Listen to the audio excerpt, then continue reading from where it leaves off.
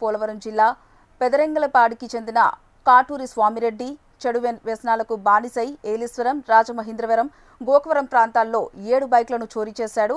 వీటిని ఏజెన్సీ ప్రాంతంలో అమ్మి సొమ్ము చేసుకునేవాడని పోలీసులు తెలిపారు. గోకవరం పోలీస్ స్టేషన్ పరిధిలో ఇటీవల పలు బైక్ దొంగతనాలు జరిగిన దాని మీద ఎస్ఐ గారు రాజవమంగ మండలం పతంగి గ్రామానికి చెందినటువంటి కాటూరి స్వామిరెడ్డి అనేటువంటి ఒక 22, 23, 25 ఇయర్స్ ఉండేటువంటి యువకుడిని అన్నారు. జనరల్గా ఇతను వాళ్ళని ఏదో నమ్మించి మళ్ళీ అదో రకమైనటువంటి తరహా మోసంతో ఏదో ఆపదలో ఉన్నామని అవన్నీ ఇవన్నీ వాళ్ళతో ఇంతటితోటి కొంచెం నమ్మించి వాటిని కూడా ఇవ్వడం జరిగింది. అవన్నీ మీద కూడా సమగ్రంగా దర్యాప్తు చేస్తాం.